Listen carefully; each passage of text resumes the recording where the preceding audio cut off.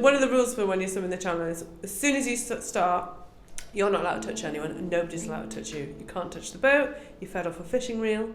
So we'd made it all the way from England to France. I learnt to be grateful for the fact that I had a stoma, which sounds like a really bizarre thing to say. I developed post-traumatic stress, severe anxiety. I lived in a state of hypervigilance. Or I could have gone, well, actually, I'm going to show everyone, particularly my son, that what's happened to me hasn't ruined my life. Good afternoon, welcome to the Community Heroes podcast. Our guest today is Gillian Castle.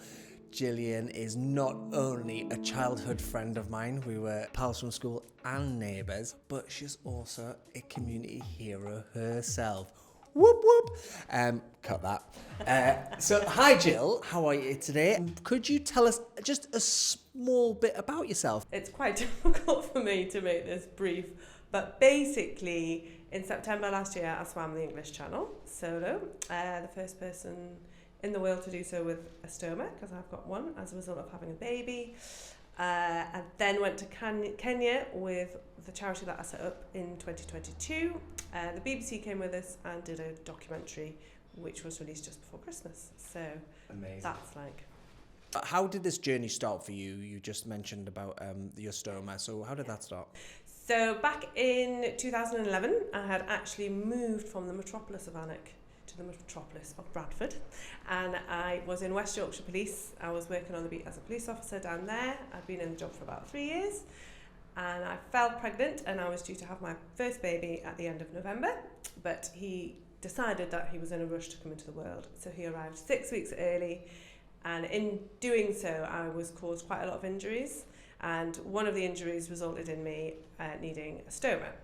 So a stoma is when part of your bowel, or it could be part of your bladder, but for me it's part of your bowel, is diverted out onto your abdomen through a hole about the size of a 50 pence piece. So your bowel is brought out onto your abdomen. The section of the bowel that's on the abdomen is called the stoma. Out of there comes your waste, and it goes into a bag called a stoma bag, which is on your stomach. Can you talk to us a little bit about that, the difficulties that you faced? Yeah, initially when you first have a stoma, you have a lot of problems with your bags because a lot of them leak because they don't fit your stoma properly. So I was experiencing, lots of humiliation and embarrassment actually when you're out and about and you've got a leaking bag. It's not very pleasant. And as you've sort of alluded to, yes, I also then developed quite severe mental health problems. So as a result of all that trauma, I developed post-traumatic stress, severe anxiety. I lived in a state of hypervigilance, which is essentially when you're on an emergency footing all the time. So you're poised at any moment for disaster. And as you can imagine, that fight or flight syndrome that you're in all the time is really exhausting.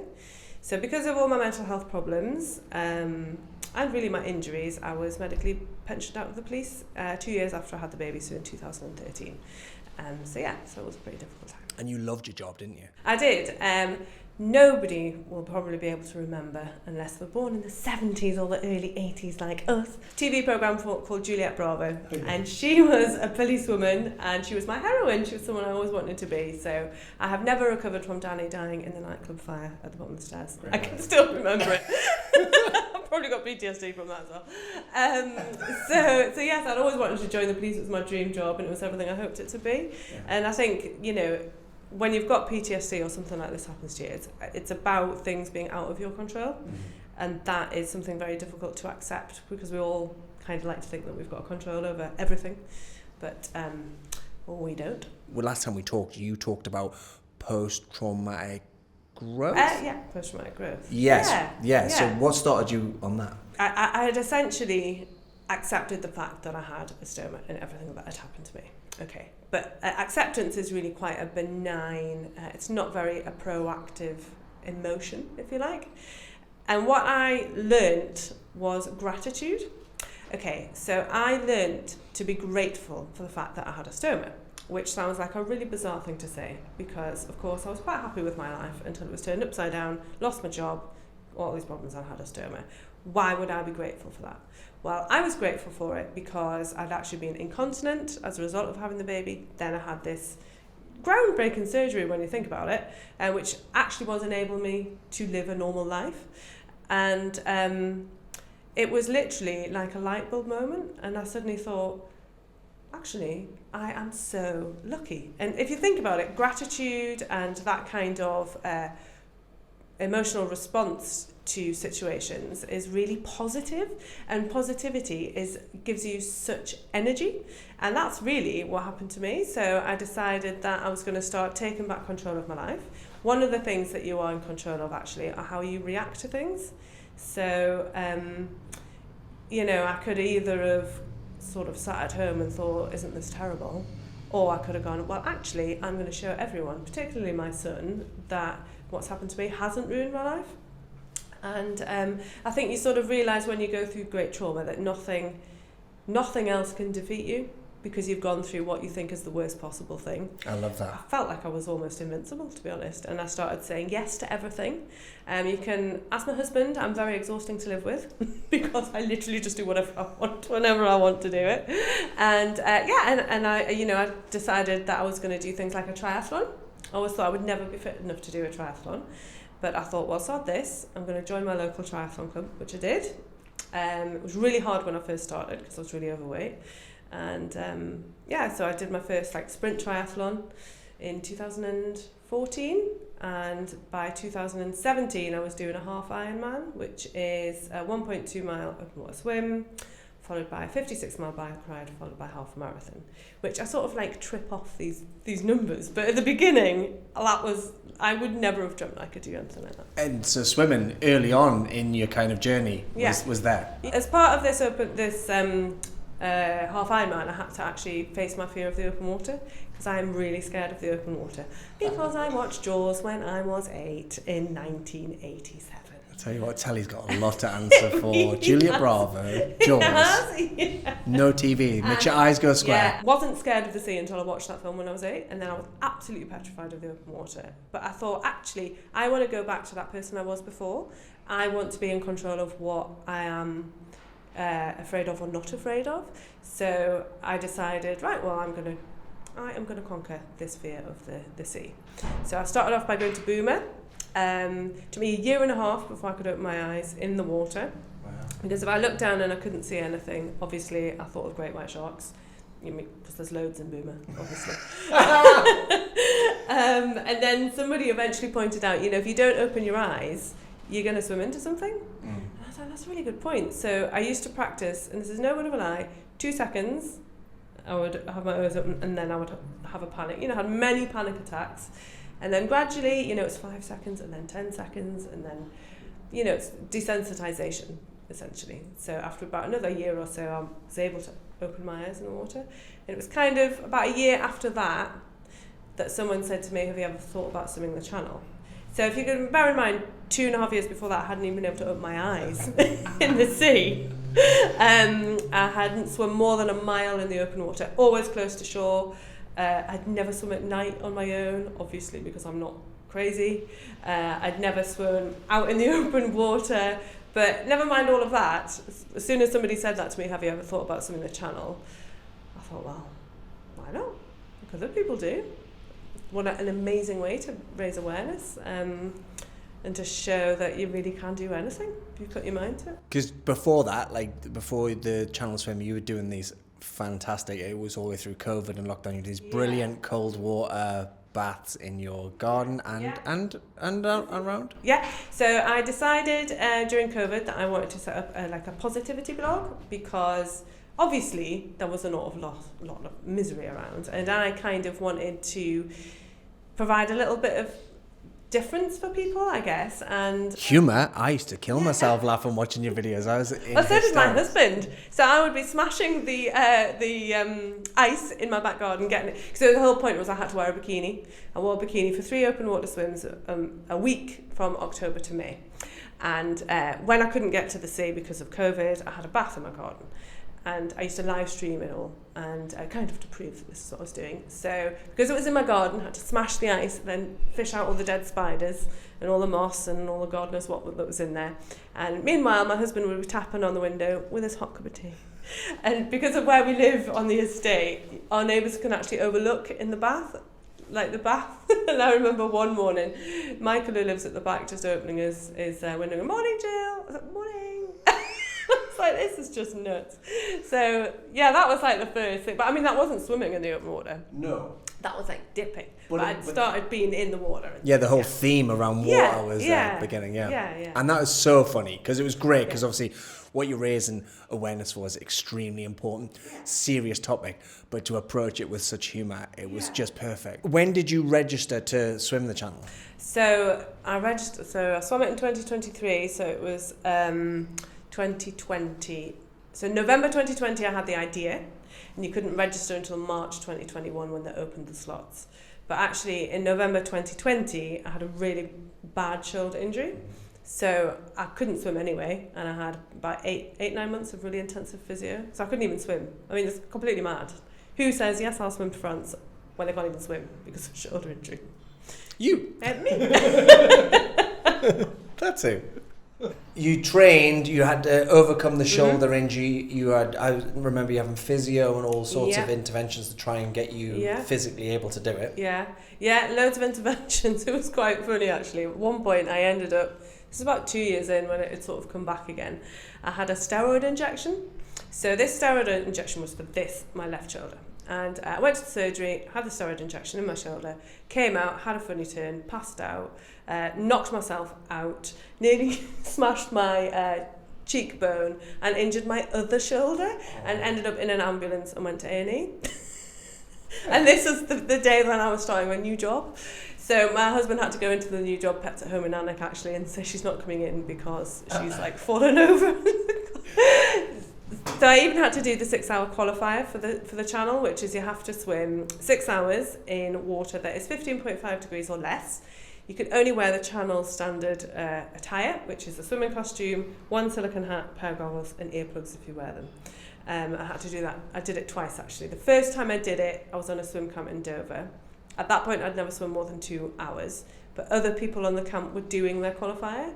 So because I'm really stubborn, I said, well, I'm not getting out until I've done 6 hours. So I did 6 hours. And then I did it the year after as well. I also obviously had to face my fear of swimming by myself next to a boat. I had to conquer my fear of, a very reasonable fear of swimming in the dark in the sea, which is literally the stuff of nightmares. So the first time I did that was in October 2021.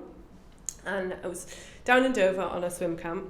And I was not far from shore because I had to be able to put my feet down at this point because I was terrified. And I lasted 10 minutes and I just kept bursting into tears and just had to come out. I was so frightened. And I remember thinking, what the hell are you doing?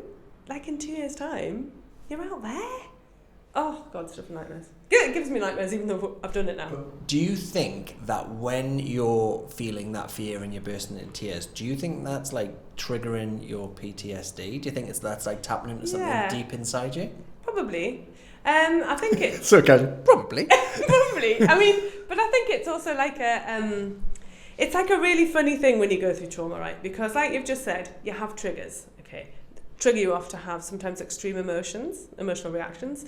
But then at the same time, like you touched on before, we have the post-traumatic growth. And so your brain also then realizes, but I've got through all of this, so we can beat this as well. You learn patterns of behavior to overcome things which frighten you in a sense. So, and also, I am very, very, very stubborn. And I'm very, very, very determined. So there was absolutely no way this was not going to happen. I was going to do this. But it took time. Yeah.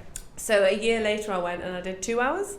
And then in July last year, I went and did a 6-hour night swim in Dover Harbour, which was horrendous. I mean, fish were literally hitting me in the face. There are so many fish in Dover Harbour. You can taste all the diesel as well from the tanks, and it was absolutely hideous. But I did that, and then it was fine. Spin on now forward to last year, 2023, and you have your slot to swim the channel, and then what seems like disaster hits and you can't get to do it. Can you talk to us about that? When you swim the channel, what happens is you sign up about 2.5 years in advance, because there are lots of crazy people like me that want to do this. So there are only 14 pilots, 14 boats that can take you across to France. There's a very short season from June to to the beginning of October, that you get your opportunity to swim. Each pilot will give each swimmer like a 7-day window. It's called your 7-day slot, and he will have 4 people that he has to get over in that 7-day window. And I was number 4, so that meant my pilot had to get swimmer 1 across and back, swimmer 2 across and back. You get the picture. So really, the likelihood of me getting to do this was quite slim anyway, and I was due to do this at the end of August 2023. The weather, as we know, last year was horrific. So I got what we call blown out of my window. So the weather was terrible and I wasn't able to do it. And there was only 4 weeks left of the season. And there were lots of people on the waiting list to get slotted in, as well as these people that already had their slots. So that was a really terrible, terrible time. It's called the Dover coaster because you are literally waiting by the phone for your pilot to call and say, yeah, it's on, or it's not. And mine wasn't on. So I came back to Alnwick very despondent because I'd gone down to Dover. I decided that I was going to swim 2 ways across Lake Windermere, which is 21 miles, which actually I'm even more scared of swimming in the lake than I am in the sea.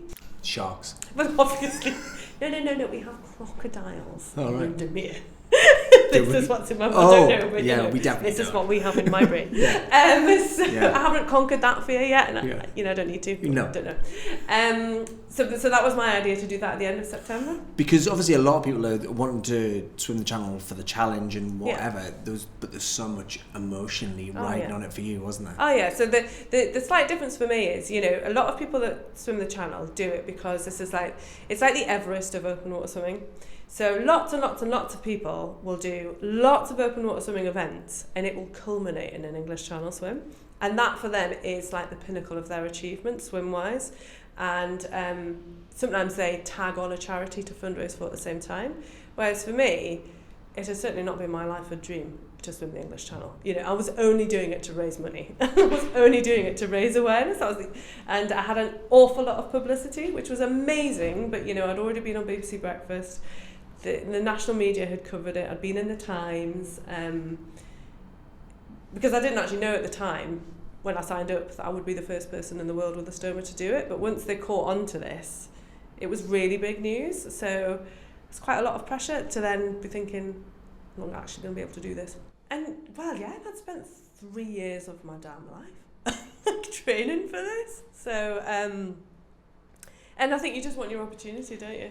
To put all your training into practice. I remember you putting out a post to try and tell everyone that you were okay, and I think it seemed really clear that you weren't. You're such a happy, bubbly, full of energy person, and there was a kind of absence of energy, and it was like you were being brave, but it was quite clear to see that this was really affecting you. Oh yeah, and that was definitely a PTSD trigger, because especially with my stoma and my job and my health, I was in limbo for a long time when all of the bad stuff happened.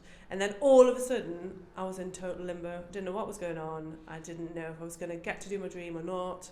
It was like a really intense 3 or 4 days of just disaster. Because I guess from exactly what you've said during this is you decided to take back control and found empowerment in taking control. And then all of a sudden you're not in control anymore. Exactly. And I remember actually, so it was a bank holiday weekend that I was meant to do the swim. I came back on the Monday, and on the Tuesday I went to the swimming pool and met the Tri Club. I always swim on a Tuesday with the Tri Club. I'd actually told people beforehand, can you go on the poolside and tell people not to ask me about the swim, right? I don't want to talk about it. And so I got in, everyone was already in, and then I put my goggles on and I was crying behind my goggles. I cried in the change rooms before I got in. I cried when I got in the water. I cried for the first, 4 lengths. And I was just like, I can't believe I'm here. I can't believe I'm in the bloody pool, And then I felt a bit better, and then I was able to regather, and then I was like, right, okay, we can do Windermere. And then I got a call. Yeah.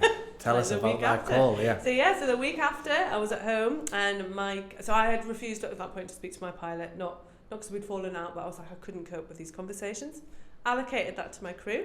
So my crew, Claire, rang on the Friday and said, so Stuart, the pilot, thinks Monday. And I was like, what do you mean? And she said, Monday thinks you're on. And I was like, what do you mean? And I said, because when we looked at the tides for the rest of September, the next tide that we thought was possible was going to be around my birthday, which is the 21st of September, everybody. If anyone sees me on the 21st of September, you may give me gifts. Right. Cake, I like cake. So to then get this, you know, well before that, it was totally out of the blue. And then that was it. We were sort of like panic stations, getting everything back together. I'd just done a 3-hour swim that day. And then I was thinking, but then I've got to swim the channel on Monday. I haven't rested. Oh my God, this is a disaster. I got all the team together. We went down to Dover. On the Sunday night, what happens is you get every 12 hours, 6 a.m. and 6 p.m, you get like a tide check by the pilot when he checks the weather and the tides and the currents and everything.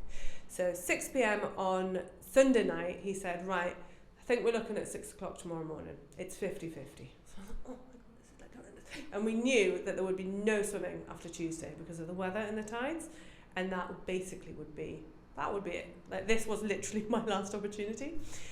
So we got all of our stuff ready, went down to the harbour for 6 o'clock, stood next to the pilot and his co-pilot as they were looking on their mobiles, and just standing in a circle, and I was like, oh my God, this is worse than getting my A-level results. Like, just waiting and waiting. And then he came over. And you're probably burning nervous energy, right? Oh, just like absolutely, you know, that awful dry mouth and your heart, just waiting.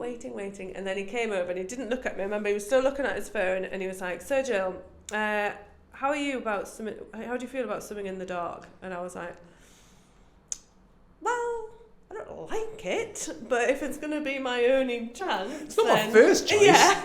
And so he said, so 9 o'clock tonight? And I was like, you're actually kidding me? Like, most people set off like 2 o'clock in the morning, 4 o'clock in the morning, or the latest I'd heard that season was 11:30 at night. And I was like, 9 o'clock. So like the maximum length of time to be swimming in the dark. Like, literally, the sun was going to go down. I was going to get in the water. Terrifying. Honestly. But at the same time, I wasn't terrified because I just thought, right, bring it on. I didn't actually know it was nearly called off that afternoon because the weather had changed. I didn't know that. It was actually only certain 3 hours before. It being taken away from you, did that galvanise you? Did that make you more determined? Oh, absolutely. And like, again, it goes back to gratitude. I remember as I was swimming, I was like, oh, I cannot believe I've been given this opportunity. Like, how lucky am I? And actually, the fact that I swam 9 hours through the night got me a lot more money. It really did. It got me a hell of a lot more money. You know, the conditions weren't great at the very beginning. It was quite lumpy, and then obviously it settled down. But what I thought was really unfair was you had to swim to shore first. I know, but I wasn't scared. Yeah. In the slightest. There was a clarity. Oh, it was so. When you swim the channel, you get covered in Vaseline and Sudocrem because, you know, for rubbing, and also Sudocrem is for sunblock. It's really hot. Actually, it was about 33 degrees in Dover when we left. And so my crew were putting that on, and as you've said, you've got to get off the boat, you've got to swim to shore, and it's when you clear the water and you raise your arm, that is when your channel swim starts. And do you get your 10 to 15 minute warning before you jump off? My crew was slathering all the stuff, and the adrenaline that was going through my body, I have never experienced anything like it, honestly. Like, my crew said when they were putting their hands on me, they said they could feel it. They said it was underneath your skin, and then my leg, like, was sitting like this, but my stomach, my legs were like banging against the boards. Like, I was just couldn't speak, and obviously pitch black, and then the pilot said, right, off you go, and then it just went. And so tell us a little bit about the journey then. I was so pumped, and I was just like zen. Like, and I am never zen. I don't do zen, okay? And I was zen, stepping into the channel in the middle of the night, you know, to swim to France. It's crazy. So yeah, so I got in and swam to shore. Apparently people I knew were there cheering. That's how you saw the video. And And I don't know, it was really bizarre. I just got in and I just thought, I'm swimming to France. I had absolutely no doubt, like none, like at all. Wasn't scared at all. And so physically, you're in the water, let's say you're halfway through the journey, like... I felt amazing. I had no tiredness. Like I think people like almost want me to say that the channel swim was really physically horrendously difficult, but it really wasn't. Number one, I'd done the training, but number two, that's what the adrenaline was doing. Like I was just so, and like my crew they keep a stroke rate count. I didn't lose a stroke rate for 14 hours. I maintained exactly the same speed the whole way through, which is mind-boggling to me. But I was, there's some videos of my crew trying to communicate with me, and they could, because I was just in the zone. I was so locked in, and when I did eventually land in France, this sounds really bizarre, but I wasn't surprised, because I was like, well, yeah. And I wouldn't have said that a week before, but it's just adrenaline doing its job, Yeah. you know? Yeah. Absolutely. Adrenaline does focus the mind, doesn't Yeah. it? Well, it's fight or flight, isn't it? There's two things. Yeah, you can yeah, kind of yeah. panic and crumble, or it can Yeah. just become this amazing... I was honestly like a machine. So tell us about the landing on the shore. Yeah, so when you're swimming, obviously it was dark for 9 hours, incredibly boring, and then it gets lighter, but you can't see anything underneath you really. But as you're getting towards France, obviously then I could actually see land, and you're waiting for your crew to say final feed, because you know you've got half an hour. So they said, Jill, this is your final feed, and you're like, yes. And how did you feed? Well, it says in my crew notes, I just said, thank God. I was just like, but then at the same time, that's when a lot of things go wrong for channel swimmers. That is when people, like what was interesting was, this was a whole other podcast and we won't go into it now, but basically I was controlling my pain through my mind. And as soon as I had that half an hour to go, my shoulder went, and I was just like, and I was just thinking, oh my God, this is so painful. This is really painful. And so I was swimming along, and then I could suddenly see like little bits of seaweed. And I was like, I can see seaweed. And then I was thinking, I can actually see the sand, and then you can see the sand on the bottom. And I remember coming in, and then you keep looking at that point, and you're just thinking, oh my God, this is taking forever, and my shoulder's really painful. And there's loads and loads of jellyfish at that point, and you were literally just like sweeping them out of the way. Are you serious? You were literally... loads of jellyfish, but they were all barrel jellyfish, so they didn't sting these ones. So just sweeping them out of the way. Got stung by others on the way over, and then I remember you coming in, and then I kept trying to put my feet down, but I'm really short, God damn it.